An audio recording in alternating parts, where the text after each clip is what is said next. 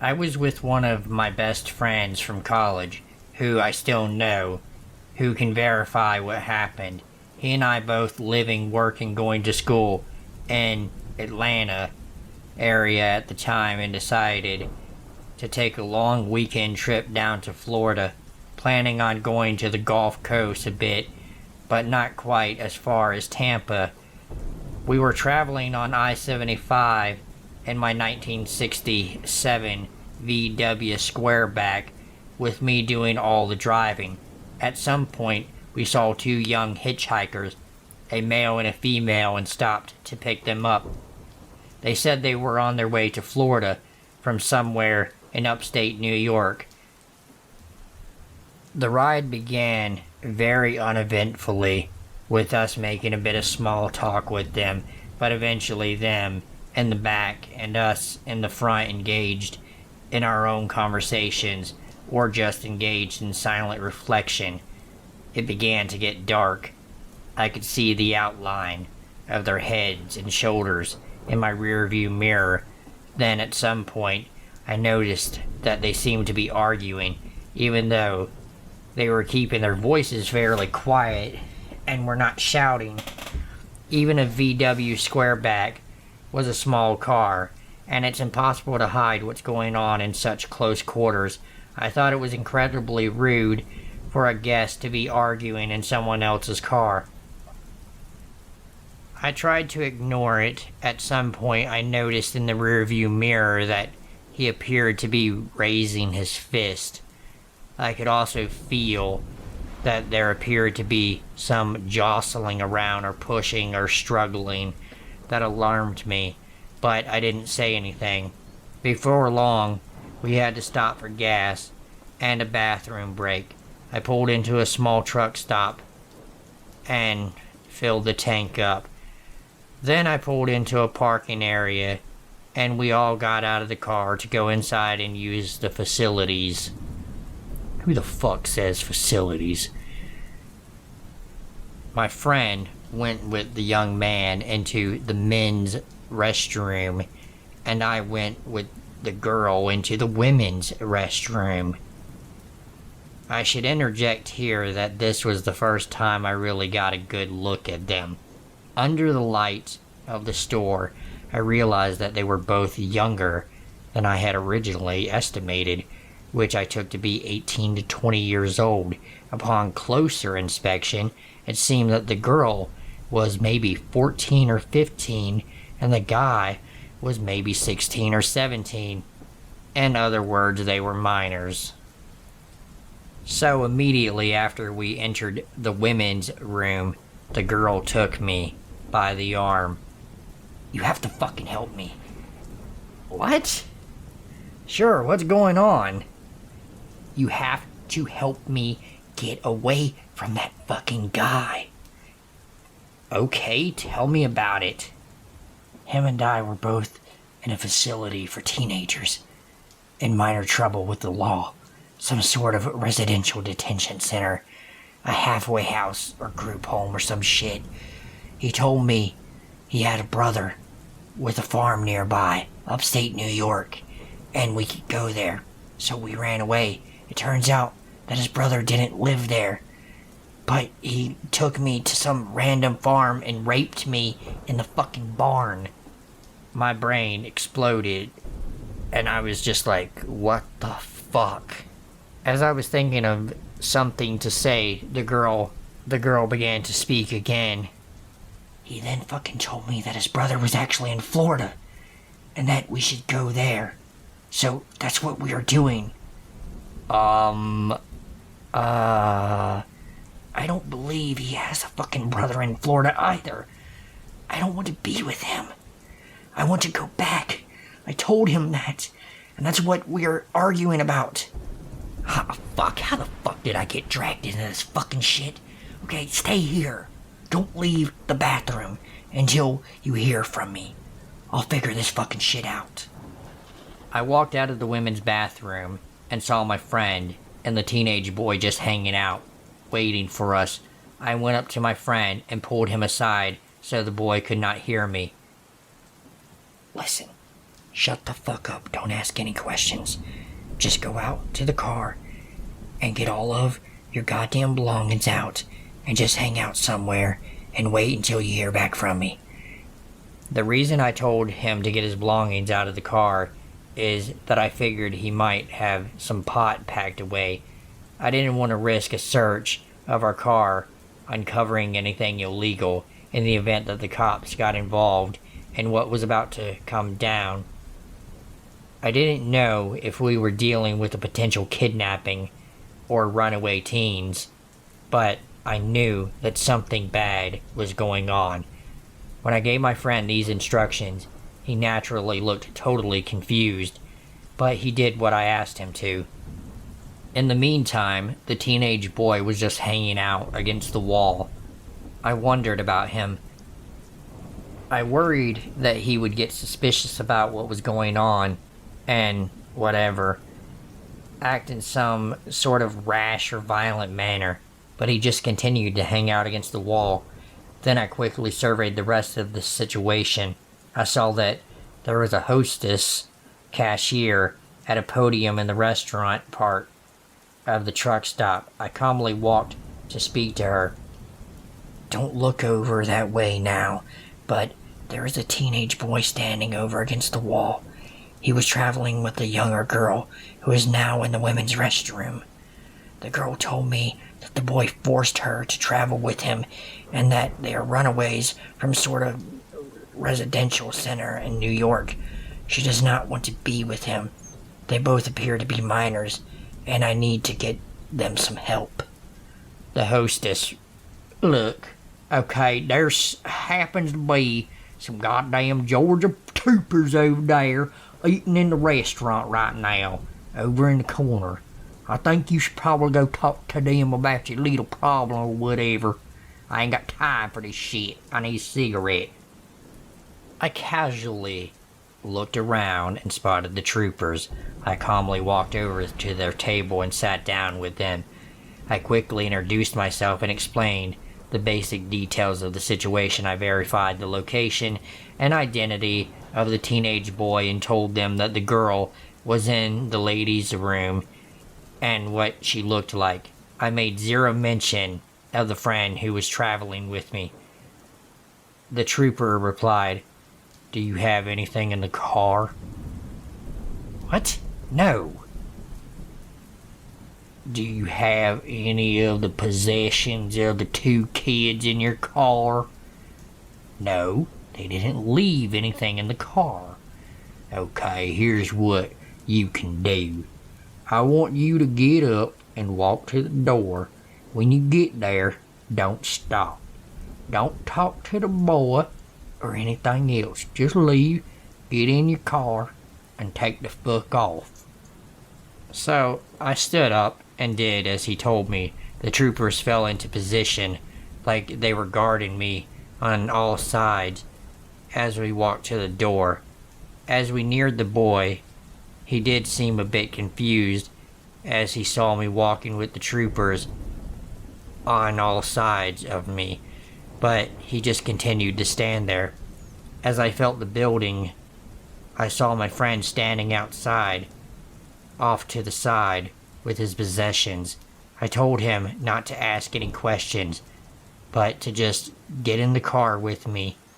We would leave, which is what he did. I then explained to him everything that had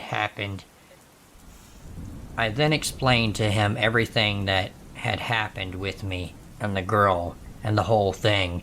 Something that he would, of course, known nothing about, other than when I told him to get his shit out of my goddamn car and just lay low till I told him otherwise. I have no idea what happened after I left. I am assuming that the troopers took the two teens into custody and tried to sort it out. I was really surprised at the time that the troopers just wanted me to leave and not hang around so they could get more info from me or look at my identification or the like. Just leaving was fine by me. I knew that for sure I did not want my friend to get involved and possibly get into trouble for possessing drugs. I will never know the whole story, of course. I believe that the girl was possibly mostly telling me the truth, that they were runaways. She was too young and too frightened for it to be otherwise. Plus, what she told me basically meshed with what I had observed, them arguing, him raising his fist, etc. Whether or not the boy would have actually harmed her or not, if she cried out or spoke up, who knows? I don't know if the part about them being from the juvenile detention center or group home or whatever was the truth.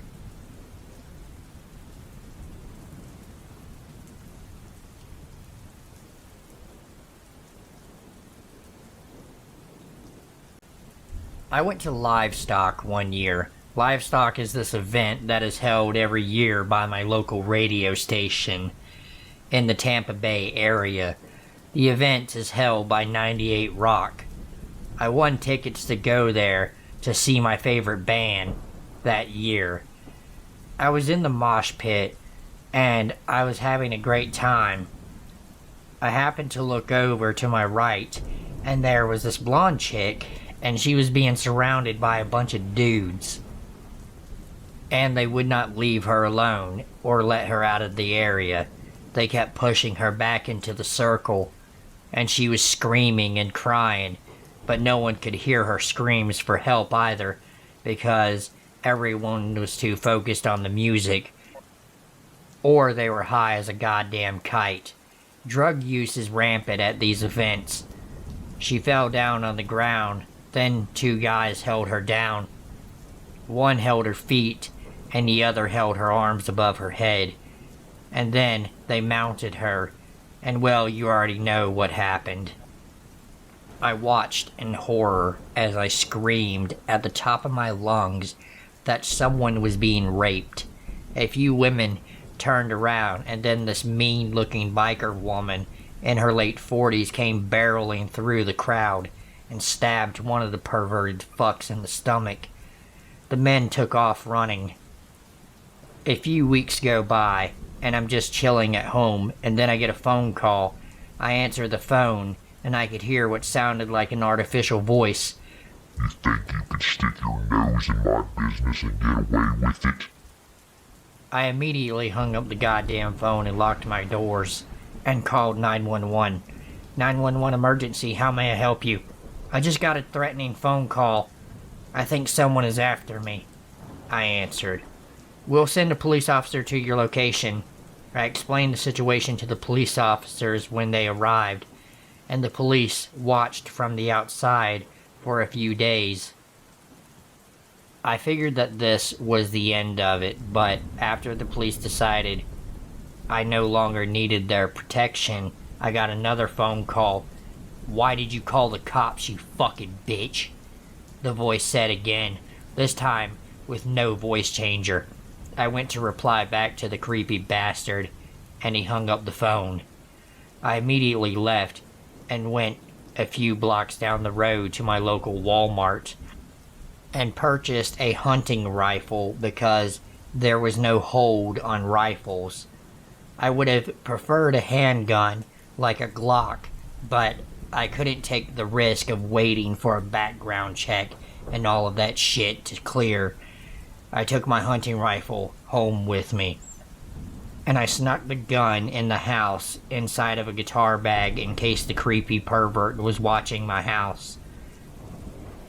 As I was loading my hunting rifle, the news came on the air, and the reporters started talking about a serial rapist on the loose. I began to panic, and then my fears were confirmed when the reporter showed a picture of the guy. It was the same fucking guy from the concert. Also, apparently the guy was wanted for murder as well because I guess his partner developed a fucking conscience and was going to turn himself in and also turn in the other guy. A police officer got on the news and said they found notes confirming this. I heard glass break from the upstairs, and I knew what was about to happen. I saw the shadow of a man with a large hunting knife in his hand, and I fired the rifle, and then the man took off and left again. I called the police. and told them that the guy broke into my house. Police swarmed the neighborhood like locusts, and neighbors were all out in the streets terrified and on edge. Fathers enraged with fists clenching, mothers with tears in their eyes. Most of the children didn't understand what was going on, but the teenagers, however, were aware of what was happening. They began calling their friends and organizing witch hunts, as teens do. Most teenagers have that gang mentality, where they want to hunt someone down. The teens made it clear to each other that they were just going to capture the guy and not try and kill him, even though many of them felt it was justified if they did. Several hours went by, and nothing happened. The police did not find the suspect, and neither did the mob of angry and scared teenagers. I went back into the house and got ready for bed when I got another phone call. "You may have won this time, but I will fuck you, and you will enjoy it, just like that bitch from the concert enjoyed it."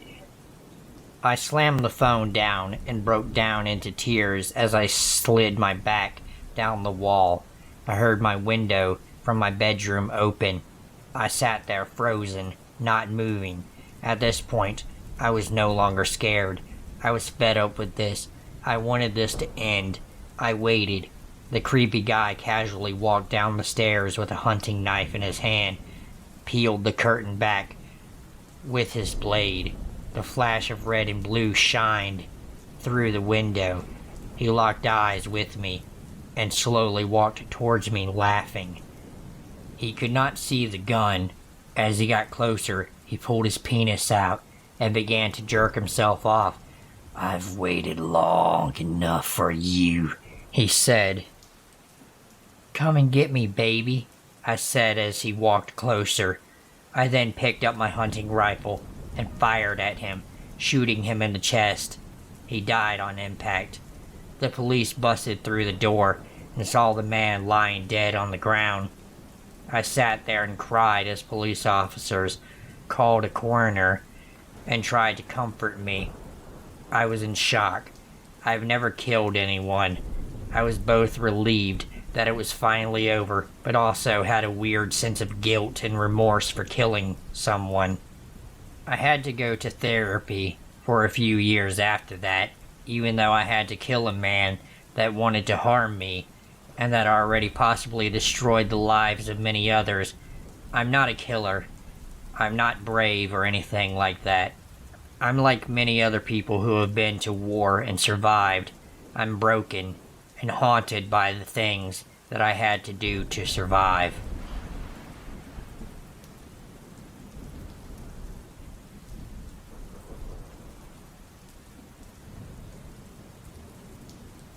Earlier today, I was on a walk with my daughter. The area we walk runs next to a river, and at one point you can turn off onto a boardwalk that winds through a marshy area.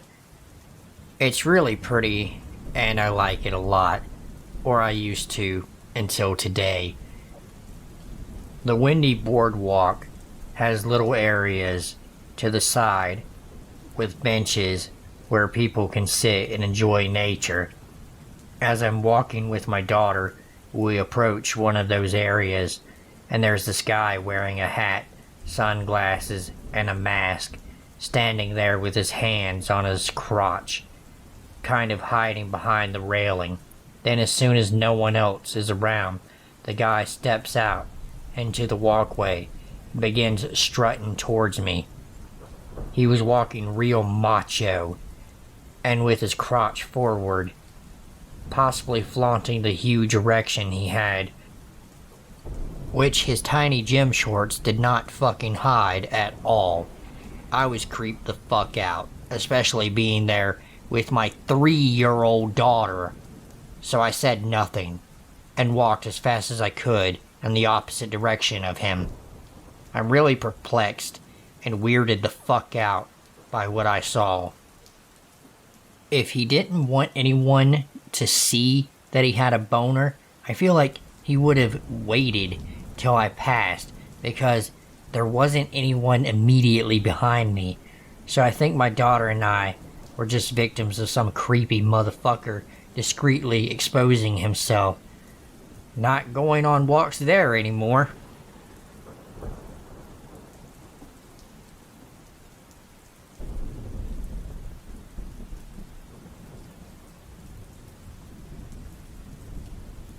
This happened when I was 17 years old. I live in New York City. I was with my best friend that night and we were coming home from work on the F train to Brooklyn. We used to work for a moving company while in high school, and we would do night jobs, which was great money back then for two 17-year-old kids. Well, as we were riding the train back home, the train was pretty empty because, if I remember, it was around 12:30 a.m. So we were sitting and we were pretty tired. I look up to see an old man, say in his late 50s, staring at me. I hate to be stared at because, to me, you're looking for a problem. Ooh, such a fucking badass. It wasn't the look like maybe I know you. It was a deep stare. So I put my head down, and I am getting pissed off. I look up again.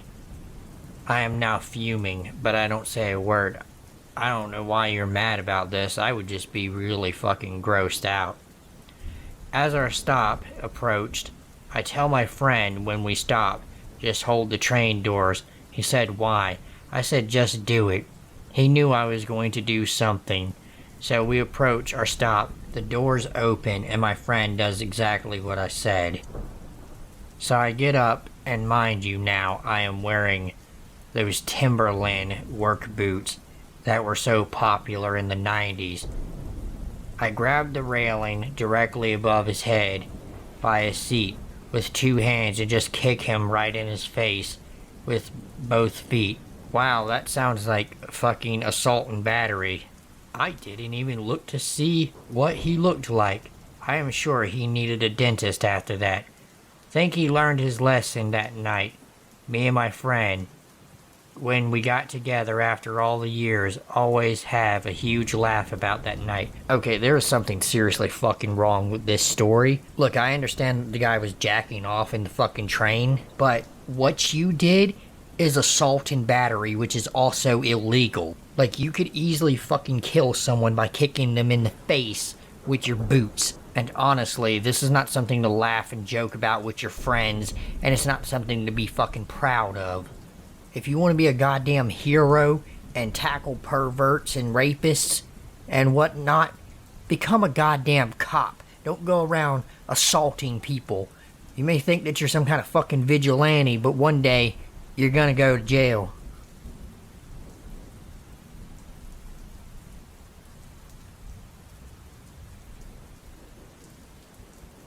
If you're new, go ahead and hit the like button and subscribe to my channel, as it really helps me out. And if you are already subscribed, welcome back and thank you for subscribing.